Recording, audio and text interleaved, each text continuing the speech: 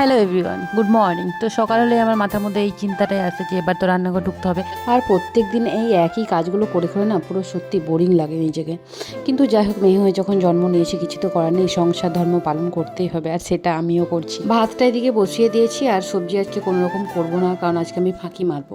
কালকের যে মটনটা এনেছিল ওই মটনটা আমাদের পক্ষে খাওয়া সম্ভব হয়নি বন্ধুরা, তাই ওটা ফ্রিজে আমি স্টোর করে রেখেছি, আজকে খাবো বলে। আর বন্ধনের আজকে ডিউটি প্রায় 2টো থেকে, ওই জন্য ও সকাল থেকে আজকে বাড়িতেই ছিল, একটু ব্যাংকের কাজ ছিল বলে বাইরে গিয়েছিল। আমাকে ডাকছে যে এসো দেখো কি এনেছি।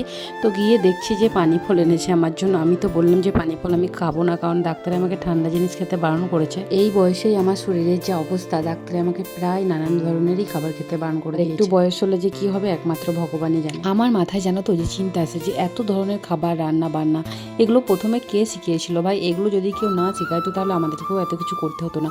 আগেকার বন মানুষরা যেরকম পরিয়ে তারপর লবণ দিয়ে কাঁচাই খেলতো, ওরকমই খেয়ে নিতাম। এরকম প্রত্যেক দিন রান্না করতে সত্যিই খুব খারাপ লাগে। বন্ধন এখন ডিউটি যাবে, তাই আমাকে বললো যে তাড়াতাড়ি আমাকে ভাতটা দিয়ে দাও, তাই ওকে অল্প ভাত বেড়ে দিলাম।